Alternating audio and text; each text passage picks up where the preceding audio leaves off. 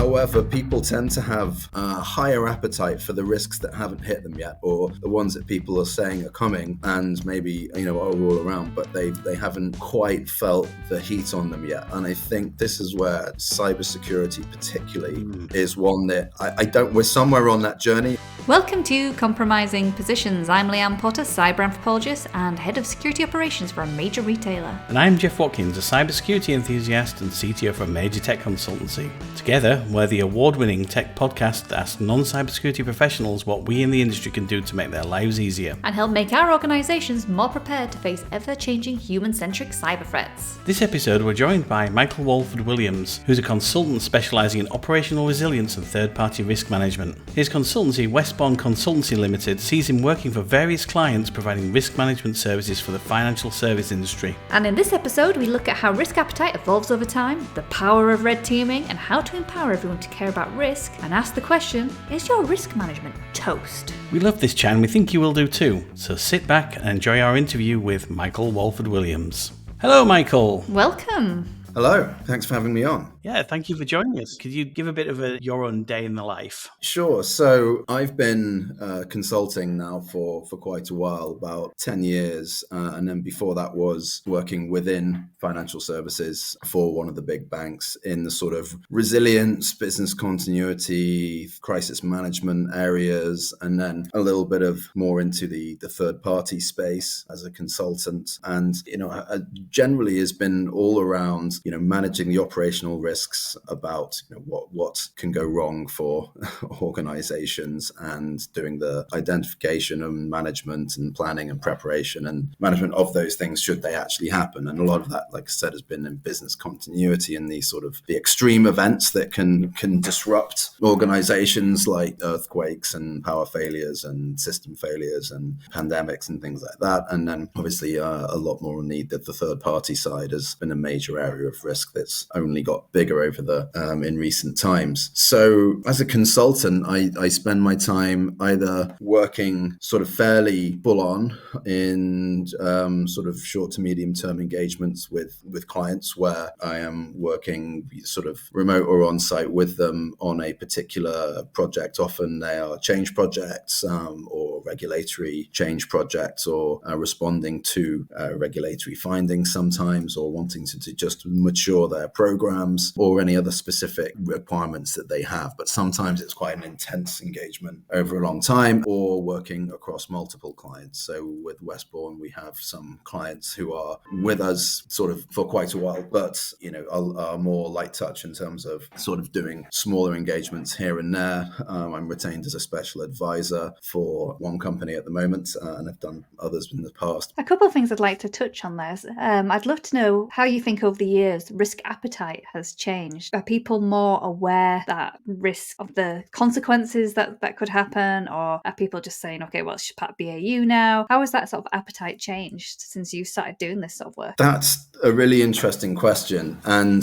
I think one way to look at that is, so one thing I always say is that, look, in my job, I never don't want to tempt fate or anything, but it's relatively solid and safe in that the risks change. The risks that the organizations are facing are change sort of over time, but the need to manage does not. And so if you can evolve with those, then you can change it. And I think I'd probably like to answer that question in the context of evolving risk. When I started this whole journey back, it was something, I'm going to carbon date myself now by sort of referencing some of the working on, but it was not that long after 9/11 and 7/7. And so terrorism and physical security threats were very much at the forefront of everybody's minds. And after, particularly with I was working for international companies and then got a job at an international bank. And so two major events like that happening across those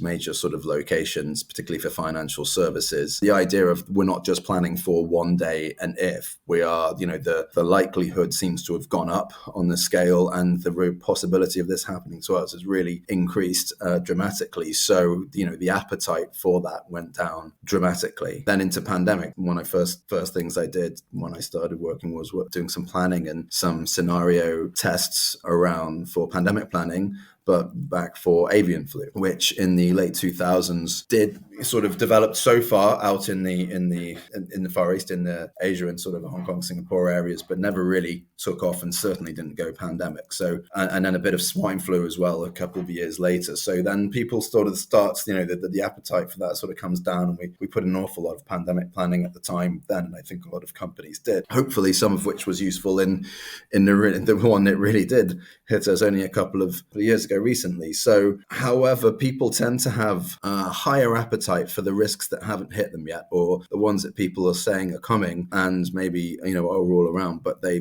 haven't quite felt the heat on them yet. And I think this is where cybersecurity particularly is one that we're somewhere on that journey, and depending on the company and where they are and what's happened to them is one of these things of that, everybody sort of says we need to do more of it, versus actually, I know this is going to hit us if it hasn't already. This is something we really do need to tighten up on. But I think that going through a few real events like the pandemic, like some terrorism events a few years ago, and I don't think there are many organizations, certainly sort of large, and by that I mean sort of 500 plus or even 100 plus, that have not sort of had some brush with cybersecurity, and even people in their personal lives are having brushes with scams and things like this. So I think the appetite is falling, not just for that one, but this is not the first thing that's happened recently. We've had a few things over time. So generally, appetite is reducing, but that still doesn't mean that there aren't challenges in terms of getting the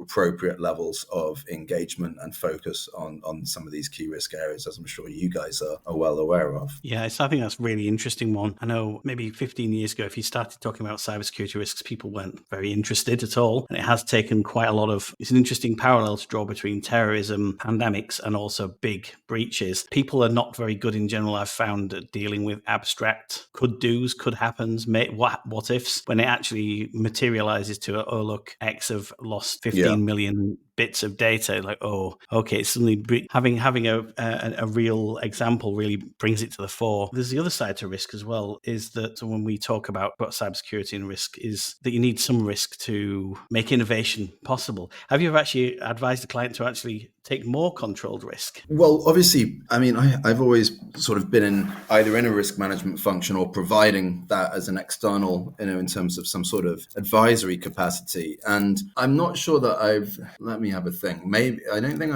I've advised an organization to take more risk, but the job is to articulate the risk and where you are on it. And in doing so, you might put somebody, and you might know that this is going to happen, and sort of be giving them the confidence to be able to accept that risk and go with it. I mean, and there's certainly been things where I've put forward with, this is something that we're going to have to accept. It's my job to give you all of the information, all of the potential options, so that you feel comfortable in saying, I accept that risk. I always saying as a consultant that there's always three options that are put forward. And one is do nothing, one is do something, and then the other one's do everything. So you've got the sort of somewhere like not much more than we're doing now, just not ignore it completely, or throw the kitchen sink at it. And usually, and sometimes the right answer is, well, do nothing, for the reason that be able to mitigate that fully might have too bigger impact on the business in terms of the resources, money needed to do it, that might not be justified given the potential sort of consequences of it, or given the potential likelihood of it. And so, you lay all those things out. And, there's certainly been things where I've been driving for risk acceptance and saying, look, giving you all the options, but really, what are you going to do? It's all about informed kind of decision making, isn't it? It's about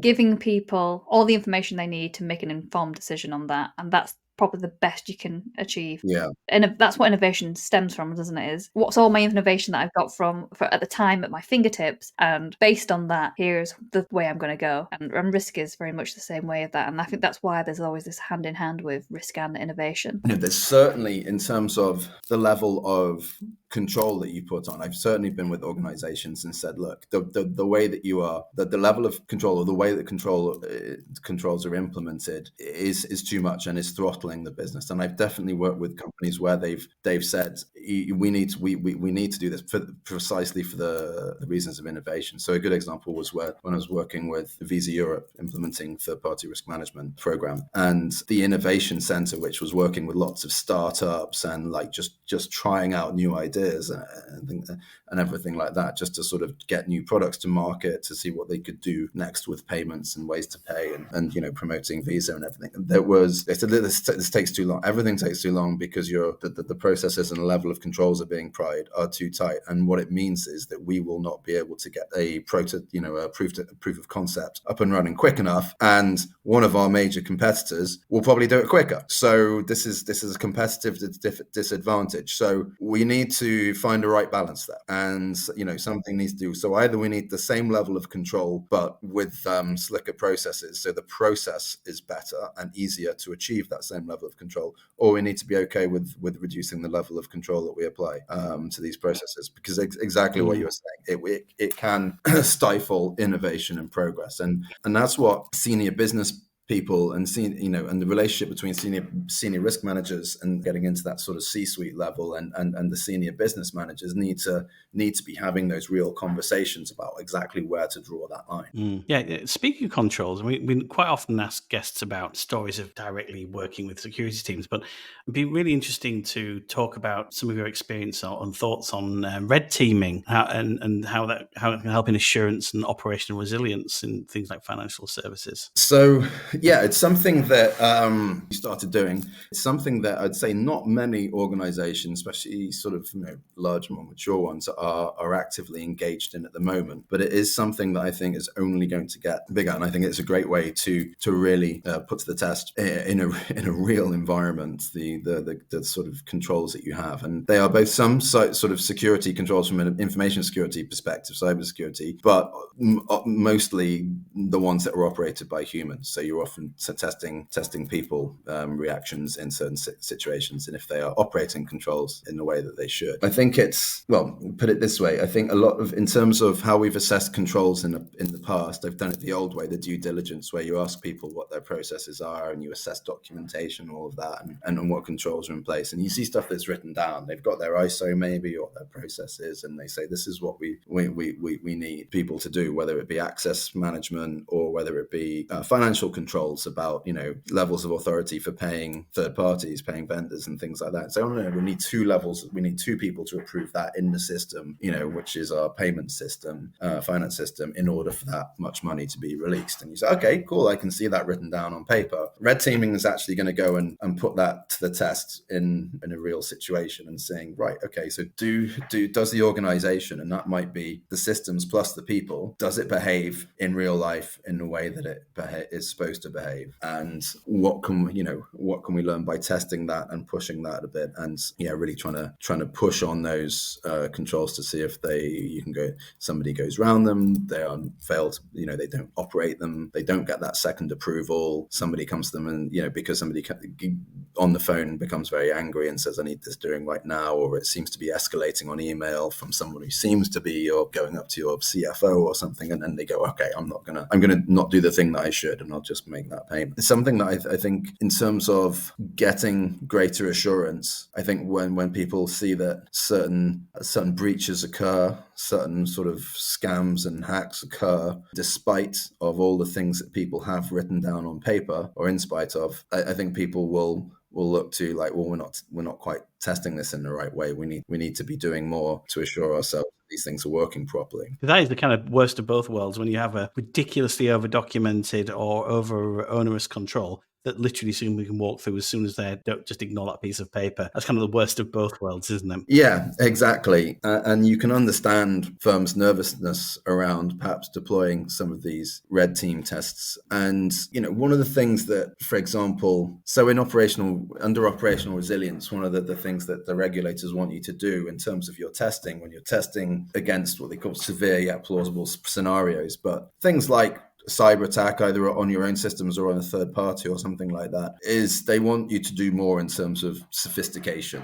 And what I think that means, I mean, they won't tell you exactly what they mean by that, but I think that means two things. One, the level of scenario that you're testing against is pushing the boundaries to one that is a bit more extreme than ones that you've done before. You've done, right, system A goes down, we can fail over to system B. But okay, what have you really tested something where there's the cyber incident, which ransomware that infects a system A, which is real time, which is connected in real time for replication. So you've got brilliant DR to system B, and actually the vulnerabilities and the ransomware affects both of them. So then your usual backup plan is kind of not available, blown to smoke. So what do you do now? Have you tested against those kind of scenarios? So one, pushing the scenarios further, and two, I think increasing the realism. So, just sort of sitting around a desktop and saying, oh, we'd do this, we'd do that, maybe, and even the regulators have even hinted that that's not really going to cut it in the future. So I think this again is where red teaming can come in. Yeah, there was an ICO ruling, wasn't there? I think earlier this year, and I'll put in the show notes, but they literally fined this organisation an extra £1 million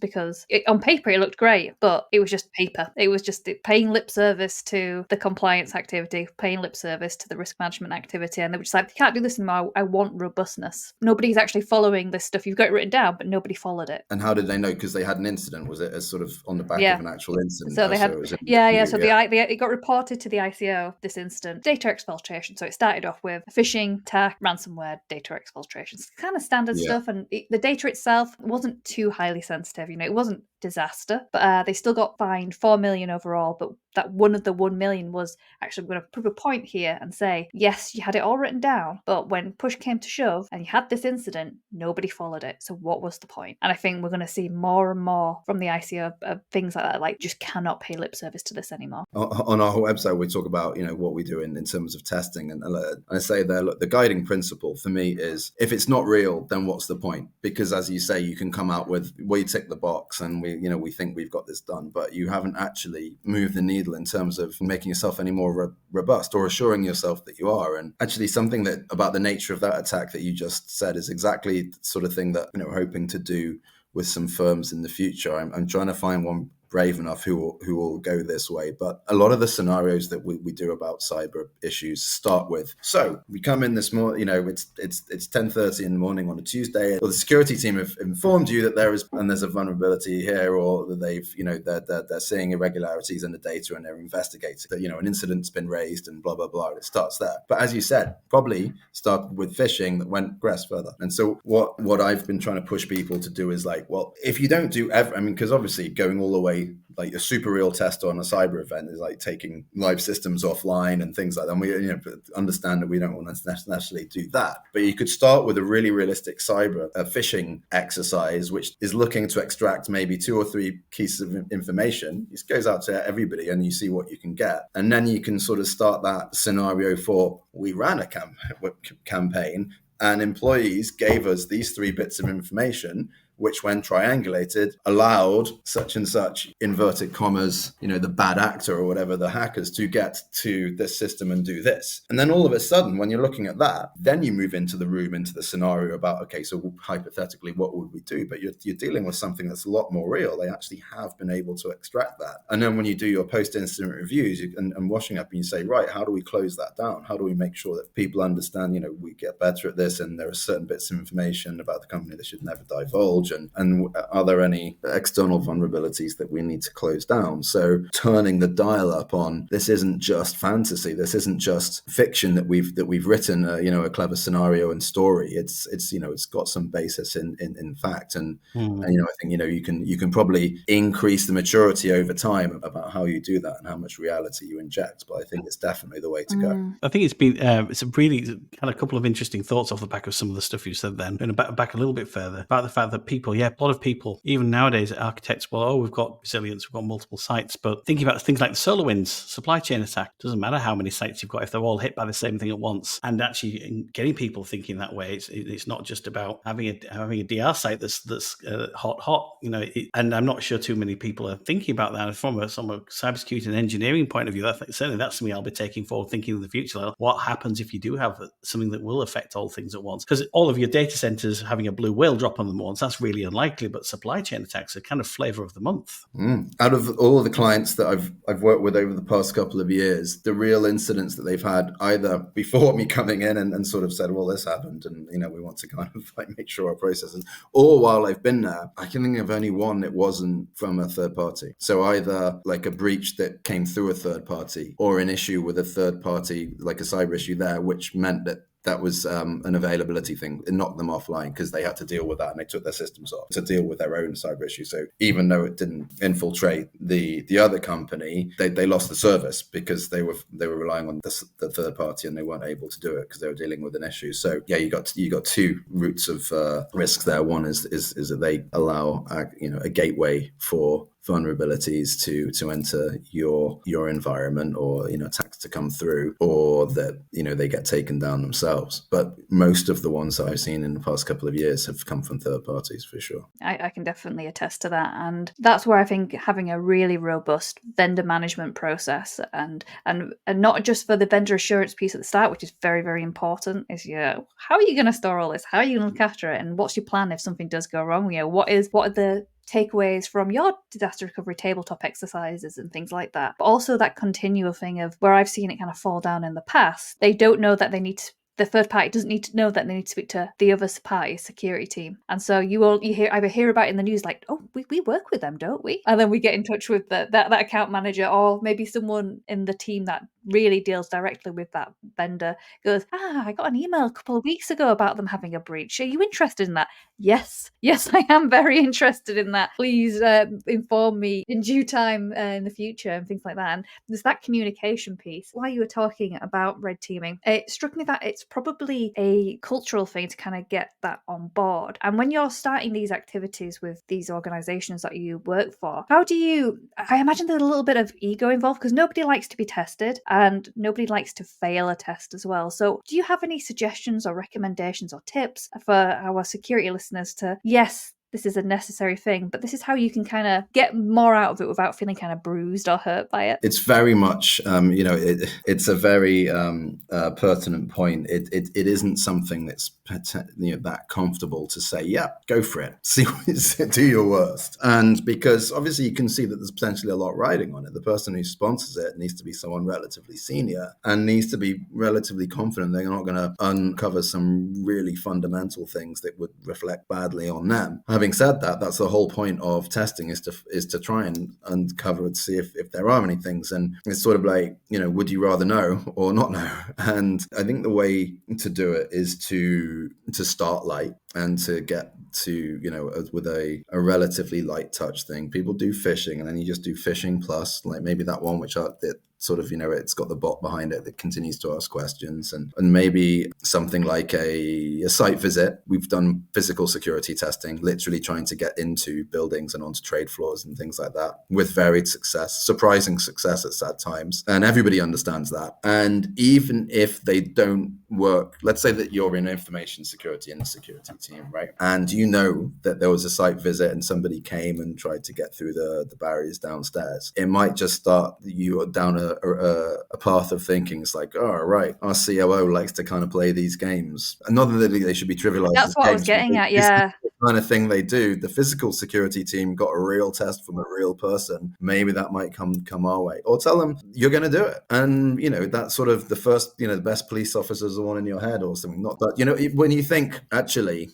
somebody's pushing me on a Friday to do something quickly and blah, blah, blah, and not put it through the system or just send an email or something like that, then you go, well, hold on, if there's a test due to happen in the next month, maybe this is it. But then also in the way that when it's wrapped up and you have the wash up on what was found, around, don't name names. I mean, most people don't want to do that because that's not the point of it. The point isn't to identify an individual and try and sort of say you're not good at your job or something like that. And I think the way that I've seen it, been dealt with has been very positive, actually. When we sort of had the index, as they say in the army, of the exercise, they sort of introduced me and the people I've been working with and said, this is Michael. He's been playing a few games past few days. You might notice some things. And in this incident, they, something had gone so far, but they had been really good and stopped something. And someone was like, oh, I knew that wasn't real. I knew it wasn't really the COO because the email was too polite. He's never that polite. He would just be sort of saying, Gosh. oh, no, now you know your next test.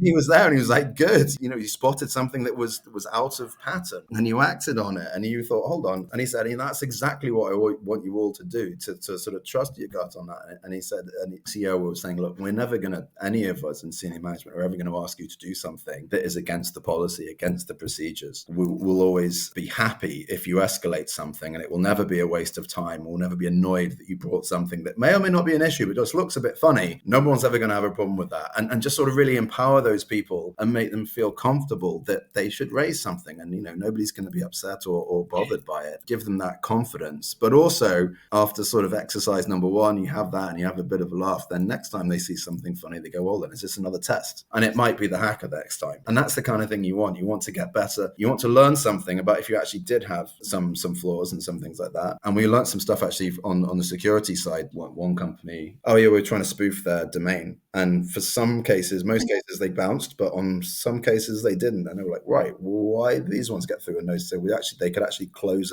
a vulnerability. So we learned something there. But then, for the rest of the team, the people sort of side of it who are operating those processes, they will hopefully be better equipped next time to deal with something and to behave in a slightly different way going forward, and just be more vigilant and everything like that. So you get positive outcomes, and then people say, all right, I see why we do it. Thinking about the idea of getting people to pause or to say, I'm not comfortable with this, or no, it's kind of very much what they teach things like kids about stranger danger. It feels like a lot of our life is spent saying yes to things, but actually teaching people to say no, especially I think being very British about it. We're not very good at it. And it feels like it seems to be a core skill. Absolutely. And so, for example, the physical security tests, which, get a lot of traction because the report that I provided at the end of it was mainly just photos and like confidential information we'd taken from desks and printers. It was photos of lots of polite English people, I'm sure, going, let me help you with that. Let me help you for you. And saying, this is what we managed to get after we get let in. But it's, telling, particularly, British people don't hold doors open for people, or, someone looks flustered and carrying 3 boxes and be like, can you just pass me in?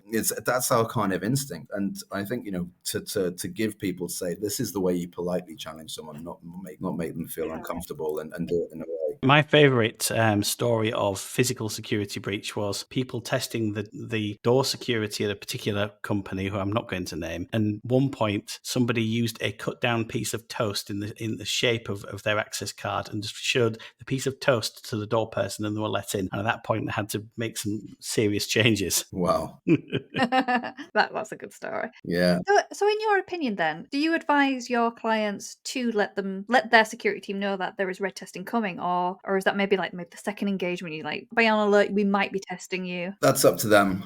Some people might want to do the first one cold just to sort of see what's really out there, or build up to that, say the first one within 3 months and do one a year later when everyone's kind of forgotten about. In terms of the increasing on maturity, probably better to say we might be doing this and then leave it a year and then come back and try it again. But yeah, it is up to them. That's an appetite thing. I think positive reinforcement is really good as well. Actually, a really good example from a company I was working with recently, where there'd been a real incident, a cyber thing with a third party, and it hadn't affected the company as well, but they were communicating, say, like, we had an issue with the third party, it was offline. This might have affected us as well. However, named employee got an email and from her phishing training thought this looked suspicious, so she escalated that to the right people in the security team, and we were able to get on top of it. So absolute superstar, well done there. And really widely communicated that praise and just sort of said, look, keep doing it, guys. If it doesn't look right, do send it to the right places, because that stopped a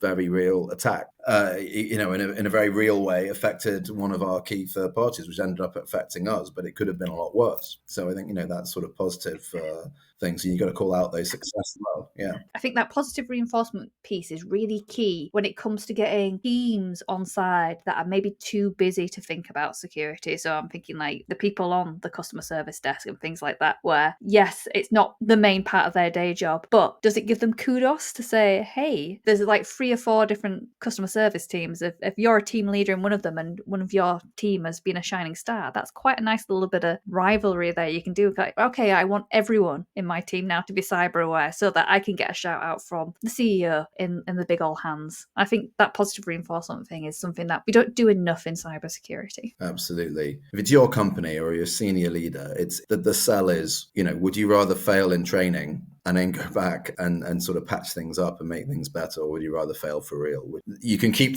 we didn't do so great in our test within your own house a bit and tidy things up in your own house and get a bit better. But if things fail for real, you got breaches, customer data, there's absolutely no hiding that. You've got to disclose all of it. And that's so I think that's for the people who are in charge of making these decisions. I think people are only finally now realizing that when it comes to project risks, I know many years ago we'll accept that risk, but people are realizing that the difference in, a project delivering late because we had to put extra controls in place. And that's, you're risking X million of lost revenue versus you lose your entire business. People are starting to get that now. I guess ownership of risks, though, is kind of it's a challenging, and I guess can be time-consuming piece. And security teams have their own risk estate to look after. How do you ensure that people are taking ownership of risks in your field, and what does that process look like? It's still a challenge for a lot of companies. I think a lot of companies still see the identification and the management of risks to be within the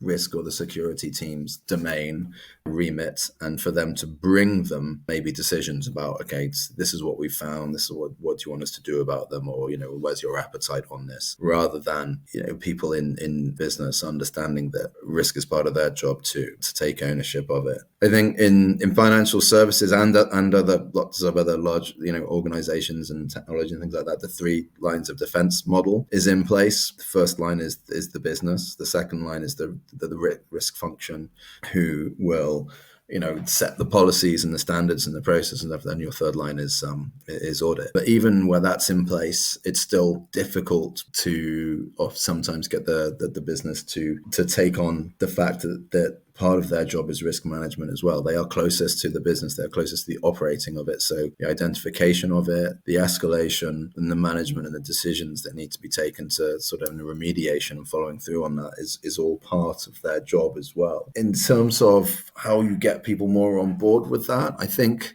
clients that I've helped are transitioning it, and it's got to come from the top down to say, no, this is your responsibility, but they have to feel incentivized. And I think that is the thing that has always been lacking, in terms of they don't feel it's their job because they don't get incentivized on it. They don't get sort of asked about risks in when they're being appraised by their line managers. They're being assessed entirely, on their business objectives and what they've got to do this month and this year, and whether that be, revenue or projects or change or whatever. That's what their job is. That there isn't a measurement for how well they are managing risk. And even the senior people who sponsor programs saying, we're having a transformation or increasing our capability or our risk program in whatever area it is, and they might say, yes, I approve and sponsor this, this is great, but do they talk about it the rest of the time in the updates they're giving in their quarterly meetings to the people? Are they saying they're focusing on where the business is going and blah blah blah, and then it's saying, oh, by the way, these are the risks that we're facing and what we're doing about them, and we need to be actively managing these, because otherwise this will undermine the good work we're doing over here. Do you hear people talking about it? Are people incentivized? People are starting to put things in people's performance sort of measurements into the HR processes and objectives and things, but it can be very difficult, because for example, if one of the things you want to do, people identify risk, it's like, well, you can't come across any, then you can't sort of mark somebody down because nothing came up. But at the same time, you want to encourage and reward where they have done that, and they'll bring it to me, rather than, no, my boss is going to ask me about this, or what are you doing? How are you moving forward? Okay, so what are the risks associated with that, and what are you doing about them? Yeah, I guess the problem with risks becoming issues is also an unmanaged risk becoming an issue can be a terminally lagging metric, as in, yeah, okay, that became an issue and it's now too late, and it's a little bit difficult to, at that point. How do you measure people and how well they're managing risk? Well, it's difficult to tell up until it becomes a potentially terminal issue. Yeah, I mean, take an example, something that could happen to any employee in any company. They might just sort of flag up to their boss, and let's say they change roles within the organization, and it's like, and they say, oh, I needed to get information from my own team, and I noticed I just thought I'd give it a go, but I've even I left 3 months ago, I could still get into the system and take the information myself, which I thought would be quicker than just sort of like going through the other people. But basically, my access to that system hasn't been terminated yet, and I've left 3 months ago. Something like that, which would be a security issue, and just escalating. Someone could sit on that and not say anything. But if they're in an environment where they feel like that's important, that's valued, and that they would be pleased to hear about it, and that they would be sort of praised for it, then I think that's what needs to happen. But people don't. They think, well, I'm sure security have got that. So who am I to flag these things up? The assumption that security team has eyes and ears all over it, and the sad reality is it's far from that. The reliance on other teams, individuals to let us know about things. The tooling goes so far, and thank goodness for the tooling. I'm all for the tooling, but it's the R's and the A's on that RACI that really is the biggest concern. I just need people to be bought into this to really help. One of my key roles as a cybersecurity person is giving people, one, the information they need to be able to make informed decisions, because basically the reason why people are scared of risk is because at some point or other you're going to have to justify your actions. At some point someone's going to say, why did you make that decision? And that's why nobody wants to be accountable on that RACI, because they're so scared of someone turning around to them saying, well, why? And you might have a good reason for why, and my job is to make sure you have a good reason for why. It might not have been the right decision, but based on, again, going back to what we were discussing earlier, based on all the information you had at the time and making that informed decision. But because quite a lot of organisations don't build up that psychological safety to ask questions, even of the security team, and saying, actually, am I doing the right thing here? Instead, they just go, oh, well, I'm sure the security team are doing what they need to do. Otherwise, why would they be there? But the sad fact is that really isn't the case. It's exactly. And I think risk works differently to other areas. So for example, new company website is launched and someone looks at it and goes, oh, I don't think much of the new branding and logo. Anyway, I won't worry about that because that's somebody else's job to do corporate branding. And they'd be right. That is someone else's job. It's nothing to them. And they can kind of have an opinion on it. But at the end of the day, sort of corporate branding stuff like that, risk doesn't work like that. It is everybody's job, because you don't necessarily, it could come from sort of any angle or vector, and it can manifest in all kinds of ways. And risks going untreated move through the organization and touch different parts of it. So if they go unchecked, can escalate and become more severe. So it is sort of, you don't know which part of the organization it's going to touch, and you don't know who in the organization, whether in whichever role at whichever level, is going to kind of cross these or be in a position where they can see it. And it's like the senior people often rely on the people within their teams, because they are operating systems, they are dealing with customers, they are seeing things that the senior people don't get to see, but they'd like to know about them. I'm absolutely sure, if it's going to pose a threat to the business and operations of it. So they rely, and the organizations need to rely on all of these pairs of eyes and ears all over the company. So risk doesn't work in that way of like, oh, just because I don't work in risk or security, it's not my job. And I think this is what difficulty is, to sort of try and have that sort of cultural change of, actually it really is and should be. Yeah, I think it reminds me a little bit of the broken windows analogy, that whole theory of areas of residence where if people just if you allow broken windows to go unmended, then effectively it can lead to more severe consequences. Malcolm Gladwell. A bit like if you drop a piece of litter, then someone will think it's okay to carry on dropping litter, and it just perpetuates that. Yeah. Culturally, if you walk past it, you accept it. Yeah, those difficult things change. Really is. Oh, absolutely. And this has all been about how difficult it is to change. When it comes to that change, are we asking the right questions at the right level when it comes to risk? Certainly getting better at it, from what I've seen. And I think in terms of what we've just said, there is a question to be asked at every level, almost. The bigger things in the, is the program going in the right direction? Are we focusing in the right areas? Are we, putting sufficient resources to these risks? Are they getting the right level of exposure within organizations? I think it's getting better, but I think there's still a long way to go. I still think you can see that, for example, in operational resilience in financial services, which I'll come back to, but that's what I spend most of my time worrying about, is the regulator mandating that certain things need to go to the board level. So they're really sort of saying, look, it's not optional anymore, guys. You need to make your board aware of at least these things. So what your key services are, what your tolerance is for them being unavailable are, so basically your risk, where the risk appetite's been set, and therefore what you're aiming for in terms of resilience to provide, and where your key vulnerabilities are within that and not just security vulnerabilities, but just anything that would stop you being able to provide those services in those timeframes or whatever your measurements are. The highest level ones, they need to be considered by the boards, and they need to understand where their risks are. The reason why the regulators are pushing that so much is that they know that with some of these, take some of the things that threaten resilience in the biggest banks across the UK and globally, but the biggest banks and the biggest bits of infrastructure like payments infrastructure and things like that really are out there. We've talked about third party risks and things like that. These things are there. Cyber attacks are happening, and these scenarios was your wonderful working resilience and disaster recovery plan might not work under increased threats. They know that the ways that you would need to respond to those and increase resilience in those areas is not an easy fix. It's not a 5-minute or a patch or something like that, and is going to require potentially major levels of change and investment in potentially the way that companies are structured, but particularly how the technologies are architected and whether it sits with them or their third parties, and the level of resilience they've built around that technology and operations and all these kind of things. These are big things to fix, and if it doesn't get the right level of exposure, you're never going to be able to tackle those problems and to be able to make those firms more resilient. And they're kind of saying that, look, we've seen a few things happen within the UK financial system recently, some things, and we've seen the chaos that does happen if a major bank does fail in terms of some of their key systems and services, or their ability to make payments, people's ability to move money around, to see their balances, things like that. Major impacts. We don't want them to happen. It's really pretty catastrophic for the country, and we know that to fix some of those in those largest organizations and financial infrastructure, etc., is a big job, and it's not going to happen unless you've the right level of people committed to it and investing in making things more resilient. So the regulators really said, look, you've got to push it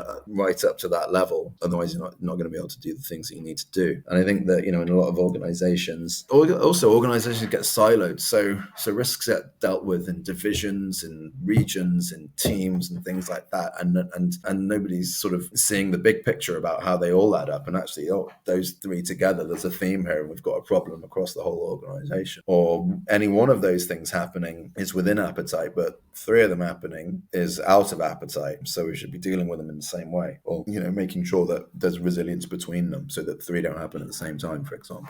So you need to have a sort of macro view of everything. You need to have the right people who are the decision makers, but not just because of the risks you have at the moment and what you do and how you increase resilience right now, but also looking forward to the future. The people who are making the decision about the next 5 years, 10 years, and where these organizations go, if they haven't got a risk mindset, you're going to get into trouble, and create more risks down the line, because they weren't thought about. They went with cost-driven, efficiency-driven strategies, and then find that after implementing them, they've got a whole new bundle of risks. Whereas if they're thinking and baking that into their strategy and saying, well, actually, we could do it this way, but we do this other way, and we get more resilience out of it, then that's the way to go. But so I think it's very important. I think that, like I said, in financial services, it's starting to show us how seriously you're taking this, and you have to take it to that level. But I think that it's still on a curve in terms of maturity across organizations, for sure. Absolutely. And I think with highly regulated non-regulated industries such as the financial industry, they lead the way really for what the tone should be. So we don't always start off with all the in non-regulated industries with all the rules that say the financial industry has, but we see that actually that's good practice, and then actually customers come to expect that. So I'm thinking of things like two-factor authentication on banking, for example, because the bank's mandated now that you need that. We're now starting to see other organizations that from a regulatory perspective don't actually need to do it, but customers are so used to it now. Why not implement that as if the appetite is there because customers are now used to it in terms of those security controls, we can now move on from that. Because of the third-party risk management practices as well, if you want to deal with or supply to or be the technology provider for a financial services, regulated financial service company, then they will say, well, you need to meet these standards as well. So which is a good thing. It lifts us all up, doesn't it? It's a bar-raising exercise. Yeah, no, and I think that can only be positive. Might be painful at first if you're a really small organisation, but the long-term gains of being secure and thinking of risk in that sort of way, just absolutely, the return on investment is massive. There's been a big AI zeitgeist this year on things like ChatGPT, and working with some clients, people are nervous about it. Has it kind of reached its way into the risk and business continuity sphere yet? No, I haven't seen people putting that on the risk register of major risks that could cause major disruptions. That said, anybody who's employing any of those technologies within their organizations who are using robots, robotic process automation or chatbots, that definitely they are being managed closely. So in terms of creating inventories of them, what services they're supporting, and putting controls around the management updates and things like that. Yes, seen some scenarios where they go a bit haywire and investigating the processes around kill switches and things like that. So the deploying of them, if you're using those kind of technologies in your organization, yes. But in terms of our people, the bigger kind of the risks that sort of likes of Elon Musk is talking about where things could go, not seeing that sort of surface on people's radar too much at the moment. Will start to, and I think the other one that will creep in, climate. So not the operational risks associated with climate change. We started to see those already a little bit. So, but yeah, AI, it's definitely one to keep an eye on. But I think I haven't seen too much of sort of people looking at the long-term effects of that. Oh, thank you. It's really been thought-provoking stuff. Hopefully we'll put out with this my LinkedIn and the company website. You can contact through either of those. But yeah, just get in touch. LinkedIn is a very easy way to do it. Fire some questions, bounce some ideas off. Always happy to help anybody at any stage. Yeah, please do. Yeah, thank you for joining us. Thank you very much, Michael. I still can't get over that toast story, Jeff. It has made me very hungry. Well, combine that with a Raspberry Pi and you've got the perfect red team breakfast.